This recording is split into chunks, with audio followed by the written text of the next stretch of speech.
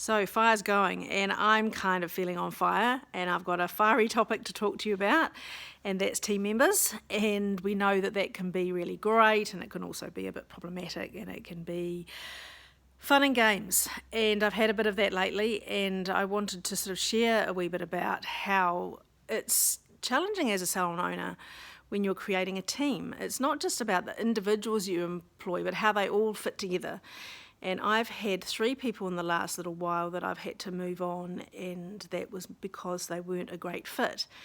And I spoke a little bit last week about my intuition and how often I'm really clear at the beginning that I kind of get a feeling that maybe they're not a great fit, but it's kind of hard to just act on that. You have to go through due process and make sure that it's just not the sort of instincts that you've got, that they're based on facts, and then maybe just not that someone's nervous at the beginning and fitting in. So, I really like to be able to give someone the benefit of the doubt.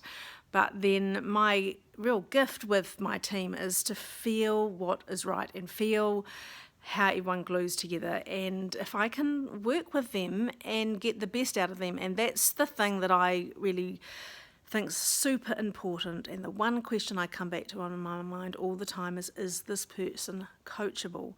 Big question to ask yourself. I have coaches come in and work with me and my team, and that's something that we focus on, being coachable, being open, being receptive, that whole above the line and below the line behaviour. When I see someone being defensive and making excuses, it's really challenging, because I want them to grow. I want them to take the opportunities from growing. But then if they're not coachable, it's really hard to get them to shift. You have to go underneath it and around it and all the things that take more time and effort to be able to unpack whether they're someone that is going to be able to accept change, accept that they need to grow, and accept that there's things that they can improve on. I don't know how you find that goes with your team, how often you do team meetings, or how often you assess them and do evaluations. We do it quite a lot within my salon, simply because we're always moving forward. We are always progressing. We're always wanting to get better. Our performance and our metrics are something that we measure. And it's not just about money or turnover or selling shampoo or all those things. Ours is very much about how we're showing up as people, what we're contributing to each other as a team. So we do evaluate those sorts of things a lot. And I need team members that are coachable. And I will work with some people for a period of time before we kind of decide they're not coachable or not. And I will invest quite a lot of effort in there.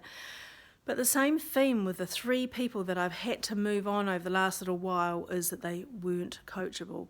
So I found out pretty quickly when they were put under pressure and under test that they did the below the line behaviour. And when we're looking at that above the line behaviour, they are taking responsibility, they're taking ownership and accountability for what is showing up. They look at it themselves first, 100% responsibility, to see if there are, things that they can do that they can change straight away. Because, I've a big thing I say to everyone all the time is, the only thing you can control is how you perceive things, how you take them on board, and then how you're going to act afterwards, and how that's going to shape your behaviour and your habits. We can't do very much about how other people behave.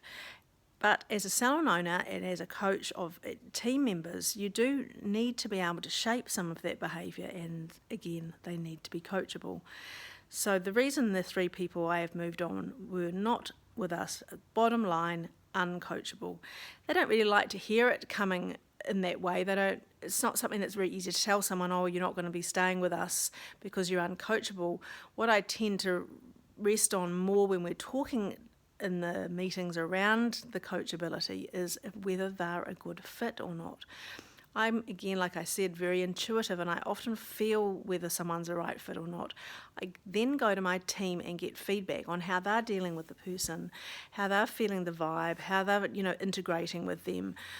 One of the things that I really value a lot is the feedback from my team. I had someone this week in the Facebook group, the Salon Owner Society, talk about how they really rely on their team to help shape the direction of their salon. And I applauded her for that, because one of my values, my team values, is collaboration. And I hugely value the contribution of the team when it comes to how the staff members are blending in, We're doing a trial with a new girl this week, and again, the feedback from the team is hugely important. I take everything they say on board, assess it, put it in the mixing pot and put it all together and kind of look. It helps me make decisions, and it helps me look for triggers and ways that I can then talk to people coming in on things we can improve, and then we can see if they're coachable. So we're always testing that when we're taking new trials on.